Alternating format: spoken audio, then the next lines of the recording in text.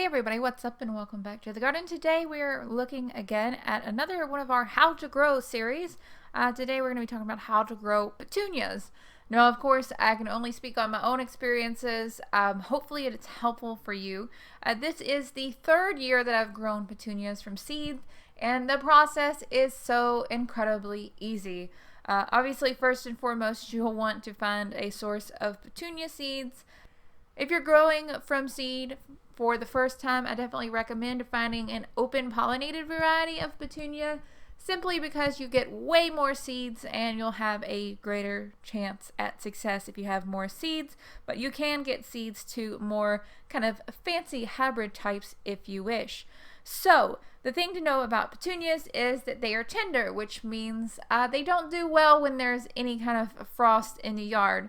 So for this reason, many people choose to sow petunias in trays indoors several weeks before their last frost date in their area. I'm sure there is a video on the internet somewhere of that. I personally don't do that. What I do to start petunia seeds is I use either the winter sowing method or kind of a hybrid of the winter sowing method, in which I sow the petunia seeds into a seed tray. All I do is I put the soil in the tray, and then I sprinkle the petunia seeds on top and firm them down just lightly, barely covering them, almost surface sowing them really. After I've done that, I make sure that the soil is nice and consistently moist. And all I'm going to do is I'm going to move this seed tray outdoors into an unheated low tunnel. And all that low tunnel is going to do is it's going to use the plastic and the sunlight to give me the conditions that are perfect for germination for these seeds. I usually complete this process about the beginning of March. So even though my last frost date isn't till the first week of May, I can start my petunia seeds outdoors in a low tunnel at the beginning of March. If you don't have access to a low tunnel, of course this can be done in a unheated greenhouse, a portable greenhouse, or even a cold frame, or as I've already mentioned, with the winter sowing method with a milk jug as a container. If you're unfamiliar with the winter sowing method, I already have a video about winter sowing petunias. All you got to do is type it in the search bar up there on YouTube, and you should be able to find it and get all the information for that, to learn how to do that. Time is right, these seeds will germinate, and once they have germinated, if there is still a little bit of chance of frost, we are going to have to watch these and make sure they do not get frosted. That means, maybe covering them with a frost blanket or bringing the tray indoors on cold nights if we have to. Usually the temperatures are pretty stable and we don't have problems, as long as we're, making sure to pay close attention. I realize the process is definitely trial and error when it comes to doing it this way, starting the seeds this way, but easy once you get the hang of it.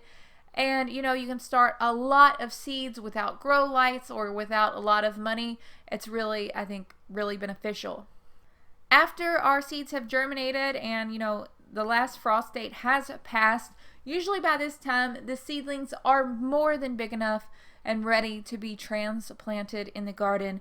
Now, it's important to note that no, the seedlings probably won't be as big as the bedding plants that you see for sale in the spring at garden centers. However, it's important to note that once you have transplanted those, they do continue to grow and they will begin to bloom very quickly. I would say there's probably about a 2-week gap where the plants are in the ground but aren't blooming yet, but they should be able to start blooming very quickly and start putting just a beautiful show in your yard. After planting, it's really just basic care for these petunias, weekly watering, removing the old spent blooms if you want to keep them blooming, pruning them if you need to, if they're getting too tall or too leggy or anything like that. I really don't fertilize my petunias very much throughout the growing season. At the beginning of the season, I will give them some seabird guano. That's just the fertilizer, the go-to fertilizer that I use in my yard. It's up to you what you want to use and what's right for your garden and everything like that. Overall, I think growing petunias from seed are just a real, just wonderful addition. They seem not to have too many problems with pests or disease, and they seem to be tolerant to my hot weather and, of course, the humidity here where I live in zone 6B7. that's really about it for this video. Hopefully it was helpful. As always, you can leave any questions or comments that you have down below. I'm always trying to answer those. Usually I get to them in about a week, sometimes longer depending upon how busy I am with work and, you know, the channel and everything. If you're new to the channel, be sure to subscribe. I'd absolutely love to have you. We are making new content all the time. Sometimes it's DIY projects, sometimes it's gardening, could be even soap making. You really never know quite what I'm going to upload. So if you like a little bit of a surprise, you might like this channel too. Always going to just keep on growing.